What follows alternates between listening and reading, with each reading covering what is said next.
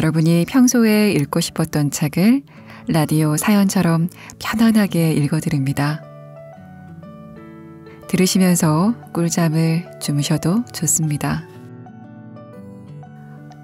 오늘은 한성희 작가가 쓴 딸에게 보내는 심리학 편지를 여러분에게 읽어드리겠습니다.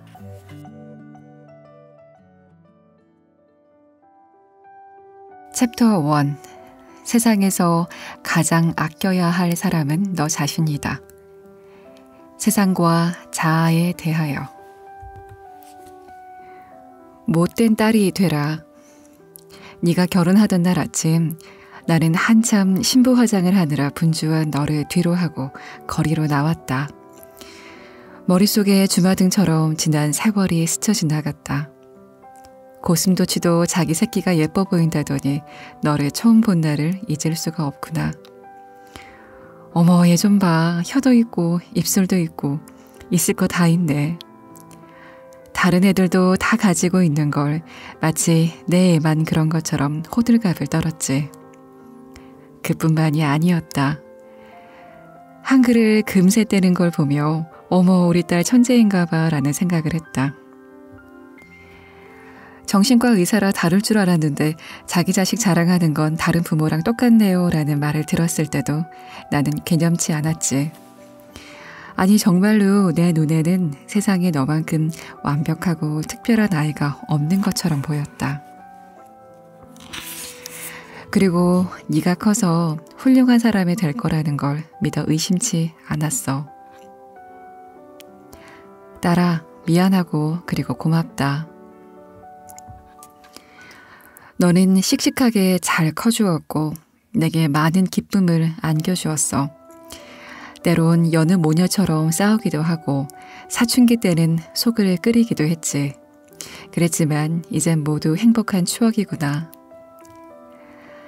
사실 지금 생각해보면 너에게 품었던 훌륭한 사람이란 무엇을 두고 한 말이었을지 나 자신도 잘 모른다. 모든 엄마가 그러하듯 엄마가 생각하는 너의 미래, 엄마가 생각하는 너를 만들어가느라 너에게 쓸데없는 걱정과 부담을 안겨주었을지도 모를 일이다. 그러나 너는 엄마의 방향을 번번이 빗나갔고 중고등학교를 가고 대학교에 들어가고 미국에 유학을 가기까지 좌충우돌하는 가운데서도 너만의 길을 걸어갔지. 그 과정에서 나는 네가 걱정되어 잔소리를 하기도 했고 네가 하겠다는 것을 진심으로 말리기도 했어. 그럴 때마다 너는 왜 엄마는 응원을 해주지 못할 망정 하고 싶은 걸 못하게 하느냐고 따졌지. 가끔 네가 화가 나서 나한테 말도 걸지 않을 때면 내 속은 시커멓게 타들어가곤 했다. 사실 돌이켜보면 그것은 나의 욕심이었다. 내가 너의 앞날을 미리 생각해 두었는데 네가 그 길을 가야만 행복할 텐데 하고 단정한 나의 오만이었던 거지. 그러던 어느 날 너는 나에게 말했어. 공부를 위해 떠난 미국에서 평생 함께하고픈 남자를 만났고 그와 결혼하고 싶다고, 그러니 축하해달라고. 거기까지는 괜찮았다. 하지만 앞으로도 그 사람과 계속 타국에서 살아야 한다는 사실을 알았을 때 가슴이 덜컥 내려앉았다.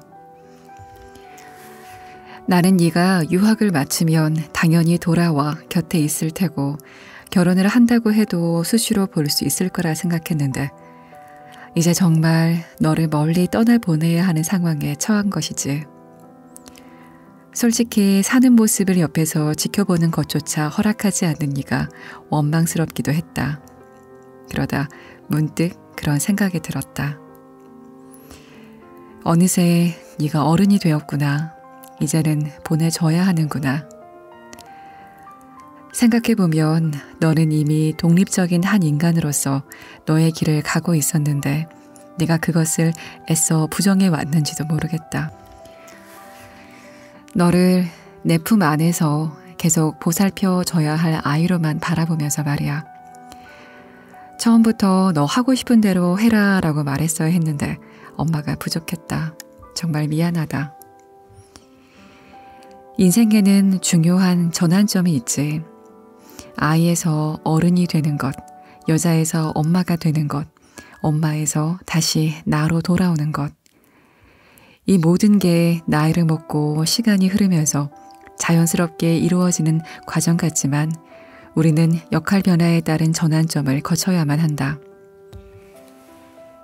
그 과정은 고통스러워서 어떤 사람들은 변화를 인정하지 않으려고 들지. 그래서 용기가 필요해. 어느 순간 자기에게 주어진 역할의 고리를 끊고 나아갈 수 있어야 하는 거지. 아이가 어른이 되려면 자기를 키워준 부모의 세계를 깨고 나아가야 한다. 그것은 자녀에게는 독립이고 부모에게는 상실이지. 나는 늘 너를 내 품 안에서 떠나보낼 준비를 해왔다고 생각했다. 하지만 네가 떠나겠다고 했을 때 깊은 슬픔이 밀려오는 것은 어쩔 수가 없었어. 그러나 걱정하지 마라. 너의 결혼식 날 나는 혼자 커피를 마시며 엄마 독립식을 치렀어. 덕분에 나는 결혼식 때 눈물 콧물 흘리는 촌스러운 엄마가 되지 않을 수 있었어. 웃으며 너를 보낼 수 있었지. 딸아, 고맙다. 네가 먼저 용감하게 부모의 세계를 부숴준 덕분에 나 역시 엄마 역할에서 졸업할 수 있었어. 30년 만에 너에게 털어놓는 이야기. 너는 이제껏 누군가의 딸이었고 누군가의 친구였고 누군가의 선후배였으며 어느 회사의 직장인이었지. 그런데 결혼을 하는 순간 너는 누군가의 아내, 누군가의 며느리가 되었고 앞으로 누군가의 엄마가 될지도 모르지. 해야 하는 역할이 늘어나는 거야. 사람들은 보통 역할이 늘어날 때 그것 또한 잘 해야겠다는 생각을 하지. 다른 사람들의 기대에 어긋나지 않으려고 하고 주어진 책임과 의무를 다하려고 애쓰는 거야. 게다가 세상은 많은 것을 잘 해내는 사람을 능력 있다고 칭찬하고 다른 이에게도 그것을 권장하지. 그러나 나는 모든 것을 잘하려 애쓰는 사람을 보면 안타깝다는 생각이 먼저 든다. 그러느라 자기 자신을 희생하는 사례가 너무 많기 때문이야.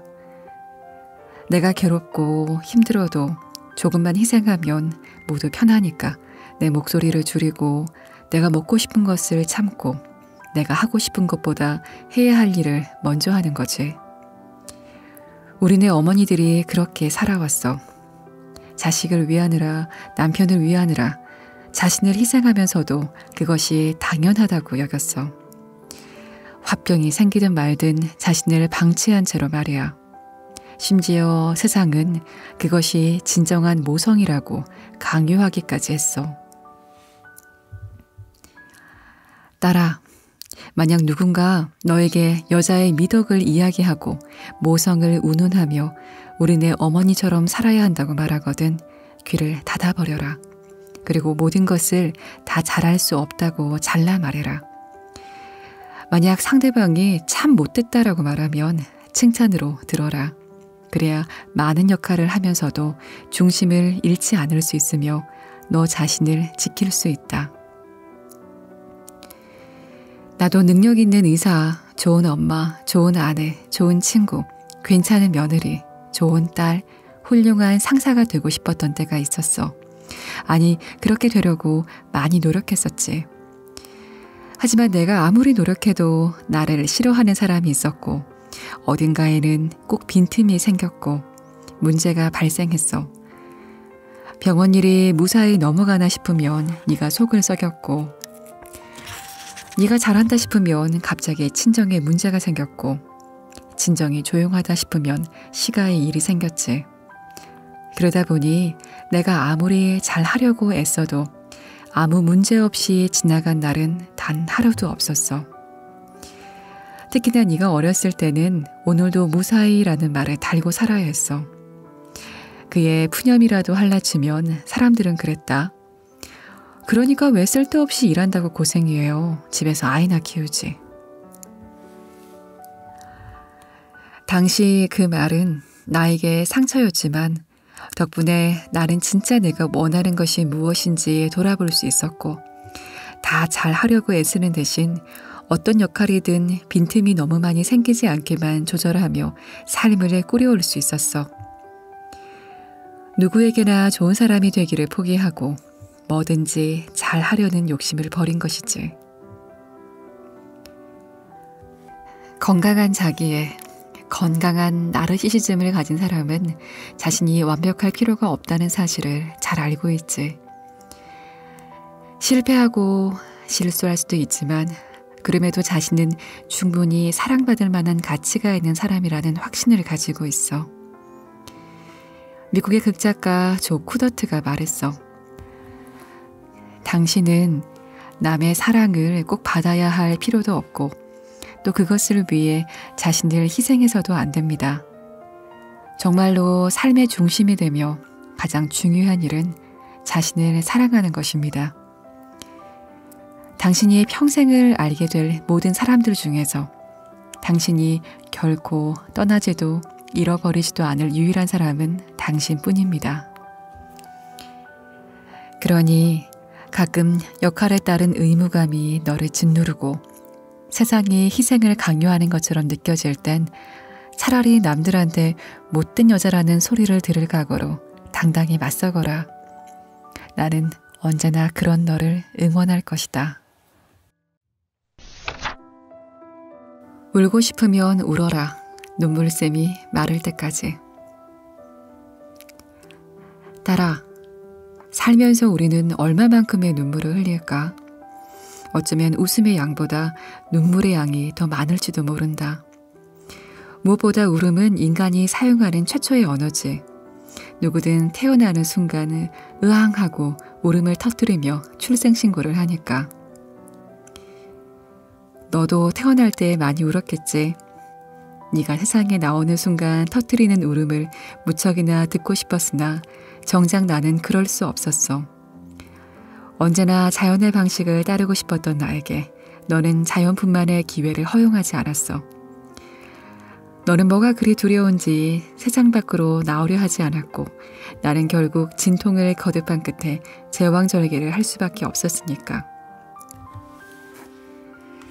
그런데 정신분석학자 오토 랑크가 말하더구나. 엄마의 자궁을 떠나서 세상 밖으로 나오는 일은 모든 태아에게 근원적인 불안을 유발하는 상실이라고. 그래서 태어나는 아이들이 모두 우는 것인지도 모르겠다. 뿐만이 아니다. 갓난아이는 배가 고파도 울고 졸려도 울고 심심해도 운다. 아이에게 울음은 희로애락을 담은 사전 그 자체인 것이지. 그런데 우리는 옹알이를 지나 진화된 언어를 사용하면서는 정작 필요한 울음마저 경계하게 된다. 어른들은 아이들에게 울면 호랑이가 잡아간다고 겁을 주고 울면 바보라고 놀리고 남자는 죽을 때까지 딱 3번 우는 거야 라고 협박한다. 울음이나 분노 같은 부정적인 감정을 자제할 수 있어야 비로소 어른이 된다고 가르치는 것이야. 그래서 우리는 자랄수록 눈물에 인색해지지. 불안한 청춘은 말한다. 웃고 있는데 슬프다고. 몇 해 전 만난 환자 중에 미니 씨가 있었는데 그녀는 평소 외로워도 슬퍼도 울지 않는 캔디로 살다가 진료실만 오면 울음을 쏟았다. 파견직으로 일하는 그녀는 곧 30인데도 정규직 자리를 얻지 못했다는 자괴감에 최근 파혼까지 겪으면서 슬픔에 젖은 낙엽이 되고 말았지. 선생님, 저는 늘 결혼이 목표였는데 파혼이라니요. 하며 운을 뗀 그녀는 제 인생은 파예요. 파견직의 파, 파혼의 파니까요. 재밌죠? 라며 자조적인 웃음을 지어 보였다. 그러더니 갑자기 어깨를 들썩거리며 울기 시작했다. 미니 씨는 우울증 증상을 보였는데 그 원인은 완벽주의에 있었지. 죽기 전에 반드시 가봐야 할 여행지를 수첩에 적고 다니는 것은 물론 결혼은 30 전에 꼭 해야 하고 아이는 35까지 2명을 낳을 것이라는 등 나이에 따라 수행해야 할 인생 과업을 딱 정해놓고 있었어. 그녀는 라이프 사이클에 맞는 삶을 살아야 한다는 강박증에 시달리고 있었어. 그리고 그것이 완성되지 않는 삶은 그녀에게 엄청난 수치였지. 미국의 정신분석가 카렌 호나이는 이런 강박증을 두고 슈드비 콤플렉스라고 했다. 뭐뭐 해야 한다의 다른 말은 뭐뭐 하지 않으면 안 된다이지. 슈드비 콤플렉스를 가진 사람들은 장난감 병정처럼 앞으로 나아가야만 비로소 발 뻗고 잘 수 있어. 그런 미니 씨가 지금 불안을 떨고 있어. 회사에서 언제든 잘릴 수 있다는 불안한 위치에 있는 데다가 결혼마저 갑자기 없던 일이 되어버리면서 삶을 지탱할 힘을 잃어버렸기 때문이지. 나도 30의 강을 건너봤기에 미니 씨의 우울증에 공감할 수 있었다. 그러나 그때 내게는 손가락을 꼭 쥐고 놓아주지 않던 어린 네가 있었어. 아직 2살밖에 안 된 아기지만 소나기 힘이 어찌나 세던지 그때 나를 꽉 붙들어준 너의 손 덕분에 나는 크게 흔들리지 않고 30살을 건너올 수 있었다. 그때 만약 네가 없었다면 어땠을까? 생각만 해도 아찔하다. 그러나 미니 씨는 혼자서 그 강을 건너야 하니 얼마나 막막하겠니? 미니 씨를 보며 문득 든 생각. 너에게 30은 과연 어땠을까? 우리나라 청춘들에게 30이란 지금까지 누렸던 특혜를 박탈당함과 동시에 지금까지 해놓은 게 무엇이냐라는 식의 숙제 검사를 요구받는 시기가 아닐까 싶다. 시인 신현님은 30살을 앞두고 일기를 이렇게 썼다고 하네. 곧 30, 나의 20대는 좌절과 헤맴으로만 끝날 것인가? 뭐 하나 해놓은 것도 없이 세월만 가니 하루하루 사약을 마시는 심정이다. 얼마나 마음이 끔찍했으면 사약을 마시는 기분이라고 표현했을지 충분히 이해가 가는 대목이다. 그런데 미니 씨는 파혼을 했을 때도 자기가 힘든 것보다 부모님이 상처받고 걱정할까봐 울지 못했다고 한다. 외로워도 슬퍼도 울 수 없었던 그녀는 내 앞에서 참 많이 울었지. 차가운 땅에부터 떨어질 기미가 보이지 않는 낙엽 같던 그녀는 그렇게 한참을 울고 나서야 비로소 일어나 젖은 몸을 말리기 시작했다. 그동안 자신에게 조금만 덜 가혹했더라면 울고 싶을 때는 좀 울어도 된다고 스스로를 다독였더라면 그처럼 한꺼번에 긴 시간 동안 엉엉 울 일은 없었을 텐데 참으로 안타까웠다. 어린 시절 말고 이렇게 울어본 적은 없었는데 가끔은 제 자신을 위해서 울어야겠어요. 나는 그녀의 말을 들으며 가만히 고개를 끄덕였어. 그녀가 진료실을 나간 뒤 쏟아지는 눈물과 콧물을 닦느라 쓴 티슈들을 보면서 가슴이 먹먹해졌다. 시원하게 울 수조차 없는 사람이 어디 미니 씨 뿐이겠는가. 그래서 불안한 청춘은 말한다. 웃고 있는데 슬프다고. 눈물은 내면의 아이가 아프다고 보내는 신호다. 기쁠 때도 울지만 슬플 때 더 많이 눈물이 나는 것은 상실감에서 오는 아픔 때문이다. 애도는 상실에 대한 심리적 반응으로 병적인 슬픔과는 다른 정상적인 슬픔이다. 그리고 애도 과정이란 상실된 대상을 찾으려고 하는 노력이지. 상실한 대상을 계속 마음속에 간직함으로써 그 대상과의 관계를 유지하려는 회복의 과정이기도 하지. 여기서 잃어버린 대상은 사랑하는 사람일 수도 있지만 때로는 미니 씨처럼 자기가 소중하게 생각한 가치나 도달하려고 애쓰는 이상적인 자아상이 되기도 한다. 애도 과정이 있을 때는 정신적 에너지가 온통 상실한 대상에 집중되고 움츠러들고 현실과 약간은 떨어져 있는 자신을 발견하게 된다. 갑작스레 사랑하는 이의 죽음을 맞이하는 사람들이 보이는 망연자실한 모습이 바로 그것이지. 이처럼 애도가 아무 생각도 하지 못하게 할 만큼 힘들게 느껴지는 것은 애도의 대상에게 부여한 리비도를 걷어들여야 하는 고통이 따르기 때문이야. 리비도란 인간이 태어날 때부터 갖추고 있는 본능적 에너지이자 생명의 에너지지. 이 강력한 생명 에너지가 내부로 향하느냐, 외부 대상으로 향하느냐에 따라 자아 리비도와 대상 리비도가 구분이 된다. 가령 리비도를 쉽게 생각하면 이런 것이다. 나한텐 너밖에 없어. 이 프로젝트가 잘 되면 정규직으로 전환될지도 몰라. 올해는 꼭 엄마랑 온천이라도 다녀와야지. 그런 것처럼 그 대상에게 투입한 소망이자 강력한 몰입을 말한다.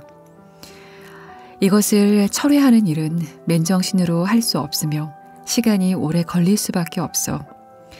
이때 흘리는 눈물을 우리는 받아주어야 한다. 상실에 따른 애도의 눈물은 기꺼이 흘려야 할 눈물인 것이다. 만약 이러한 애도 과정을 생략하면 어떻게 될까? 프로이트는 애도를 충분히 하지 않으면 우울증이 발생한다고 했어. 흔히 우울증을 마음의 감기라고 하는데 자아의 감기라고도 말하고 싶다. 감기에 걸린 자아는 온통 자신을 깎아내리는 일에만 열중하지. 슬픔에 빠진 자신을 위로하기는커녕 자책과 죄책감으로 자신을 갉아먹는다. 자기 인생을 두고 파라며 자조적인 농담을 하는 미니 씨도 우울증이었다.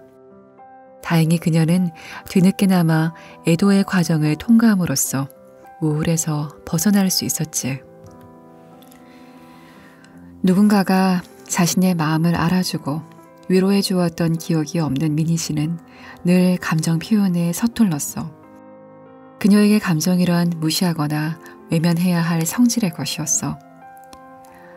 과업을 완수하듯 기능 위주의 삶을 살아온 그녀의 울음은 이제는 제발 아픈 자신을 봐달라는 내면의 신호였어. 돌이켜 생각하면 미니 씨는 30대로 떠나기 전 평범했지만 치열하게 산 20대를 애도하기 위해 넋놓고 운 것이 아닐까 생각이 든다. 30살에게 권한다. 그녀는 눈물을 흘리면서 비로소 마음속의 상실감과 그에 따른 분노, 무능감과 자책까지 자신의 숨은 감정을 살피고 들여다보게 되었다.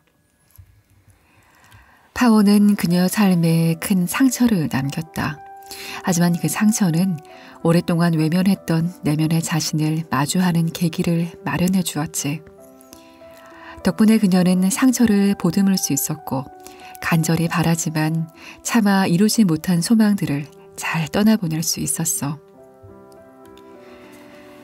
그러니 30살이 되면 지금까지 살아온 인생을 돌아보며 무엇을 얼마나 이루었는가에 대해서만 셈하지 말고 그 시간을 잘 견뎌낸 자신을 위로하고 애도하는 시간을 가져보는 건 어떨까? 그 과정에서 눈물이 나면 기꺼이 울 일이다. 눈물에 인색한 사람은 자신에게도 인색해 줄 수밖에 없다.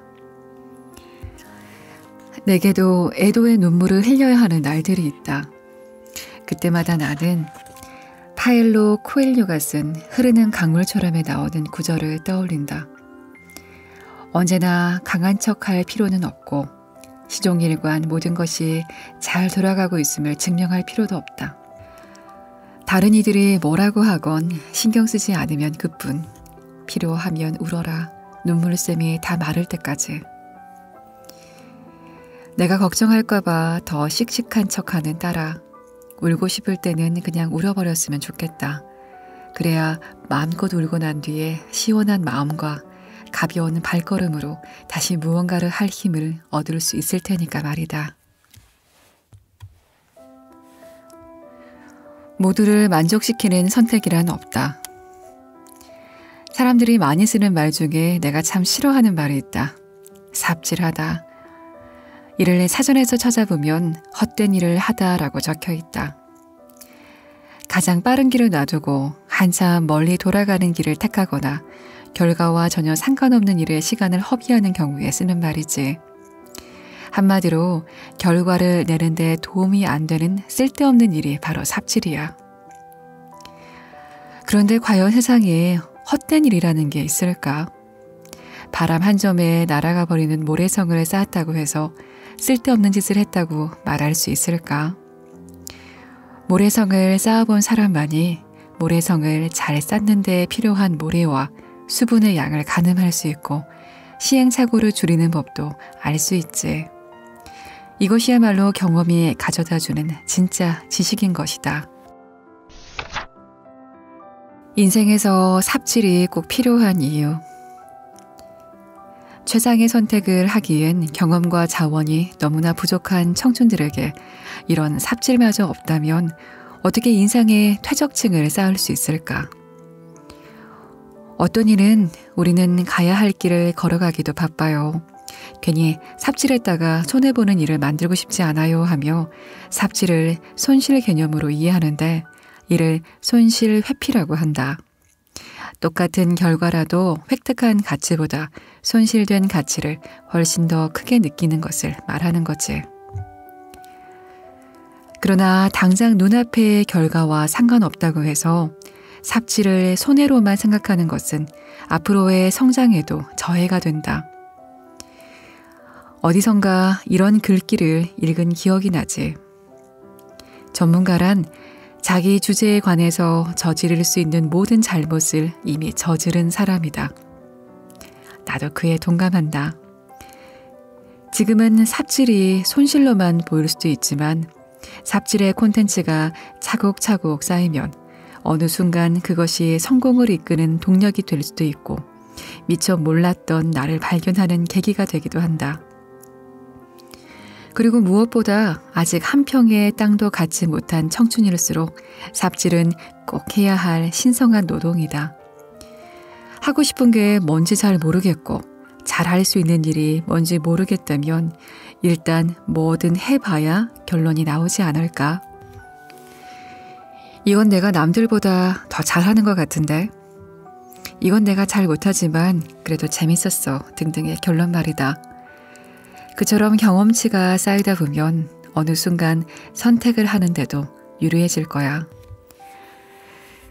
그럼에도 내가 삽질만 안 했어도 더 빨리 취업에 성공했을 텐데 하며 삽질 경험을 저평가하거나 부인하는 데에는 목표에 가장 빨리 도달할 수 있는 고속도로가 어딘가에 있다는 믿음이 깔려 있어서야.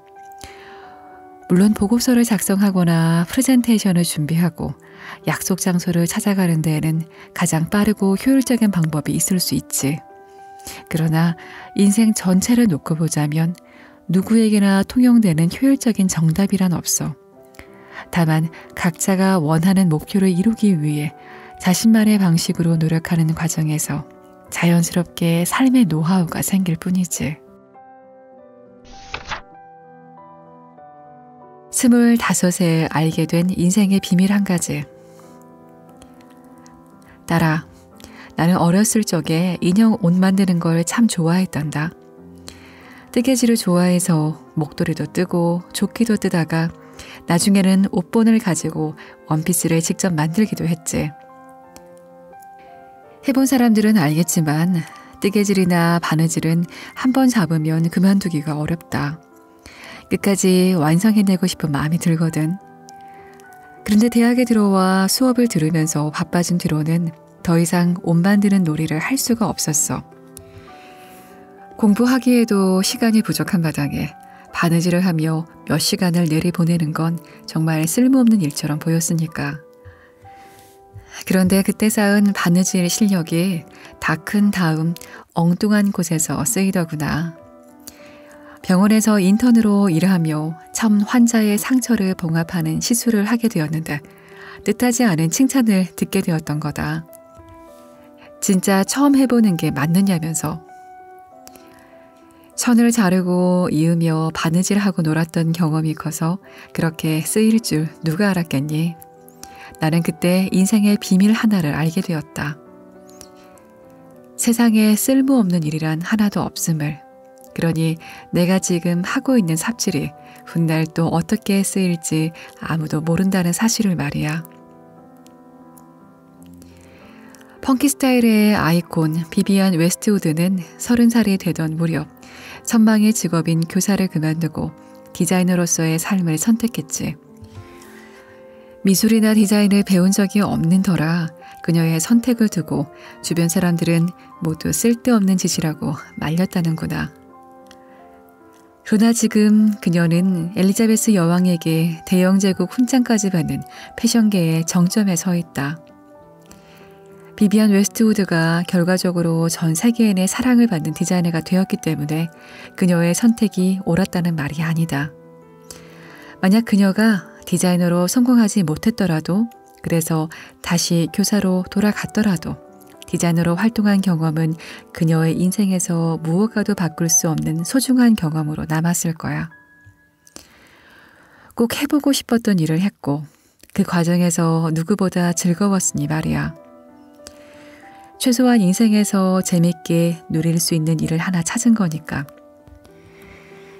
그녀가 만약 디자이너가 되고 싶다고 생각하면서도 혹시 괜히 시간만 낭비하게 되면 어쩌나, 교사직을 포기하고 선택한 길인데 후회하면 어쩌나 하면서 시도해보지 않았다면 결코 얻을 수 없었던 결과지. 세상에 쓸모없는 일이란 하나도 없다. 40이 넘어서 데뷔한 이래 100편이 넘는 작품을 남긴 고 박완서 선생이 말했어. 인생은 과정의 연속일 뿐 결말이 있는 게 아닙니다. 박완서 선생은 인생을 등산에 비유했지. 힘겨운 오르막길은 길고 산의 정상에서 맛보는 환희의 순간은 지극히 짧은데, 그게 만약 인생이라면 산을 오르는 과정에서 행복을 찾아야 하지 않겠느냐고. 실제로도 선생은 글이 써지지 않을 때에도 군사 분계선을 지키는 보초병보다 더 끈질기게 원고를 붙잡고 있었다. 과정을 즐기지 못했다면 절대로 견뎌낼 수 없는 순간의 연속이었음이 분명하다. 그러므로 흔히 삽질이라고 하면 이곳저곳 파다가 그만두는 걸 떠올리지만 사실은 그 과정 자체에 지향점이 있다. 하지만 우리는 쓸데없어 보이는 일에 매우 인색하다. 직업이든 취미든 어떤 일을 시작했으면 노력한 만큼 반드시 결과가 뒤따라야 한다고 생각하지. 그래서 그냥 한번 해보는 일에 쉽게 도전하지 못한다. 몇십 년 전만 해도 청춘의 객기라는 말이 통했고, 모험이야말로 젊은이들의 특권이라고 여겼지만 지금은 사정이 달라졌다고 하는구나. 플랜 A가 실패하면 플랜 B를 시도할 수 없는 세상이라고 말이야. 그럴수록 시행착오가 적은 길, 남들이 이미 검증해 놓은 길을 택하는 게 안전하다고 여기게 되지. 해보고 싶은 일을 한번 해보는 경험이 당장의 과업에 도움이 되지 않을지도 모른다. 하지만 무언가를 시도해본 경험, 그 씨앗이 뒤늦게 40살이 넘고 쉰이 지나서야 꽃을 피울 수도 있다. 평생 직장이라는 개념이 사라진 요즘, 40 중반에 이르러 은퇴를 고민하는 사람들과 자주 마주하게 된다. 그들은 대부분 앞으로 무엇을 어떻게 해야 좋을지 모르겠다고 말한다. 만약 그들이 젊은 시절에 어떤 씨앗을 어디에 심을지에 대해 치열하게 고민해보고 엉뚱한 곳에 삽질이라도 해봤다면 어땠을까? 씨앗 하나 심을 만한 작은 웅덩이도 파놓았다면 어땠을까? 설사 퇴직을 앞두고 있어도 인생 이막에 심어야 할 씨앗 정도는 알고 있지 않았을까? 그러면 적어도 이제는 하고 싶은 거 하면서 살려고요 라는 말을 자신 있게 하지 않았을까? 일본의 정신과 의사인 사이토 시케타가 말했다. 많이 넘어져 본 사람일수록 쉽게 일어선다. 반대로 넘어지지 않는 방법만을 배우면 결국에 일어서는 방법을 모르게 된다. 삽질의 부재가 주는 가장 큰 폐해가 뭘까? 삽질로 각종 유기물이 자라는 환경을 만들어 본 적이 없는 이는 나이가 들어서도 삽 뜨는 법조차 모른다. 삽질의 부재는 경험의 부재이며 경험의 부재는 그 사람의 능력의 크기를 제한해서 설사 포크레인이 바로 옆에 있어도 절대로 웅덩이를 팔 수 없게 만든다. 무엇보다 마흔이 되고 쉰이 넘으면 지킬 것이 많아져 쉽게 삽을 들 수 없게 된다.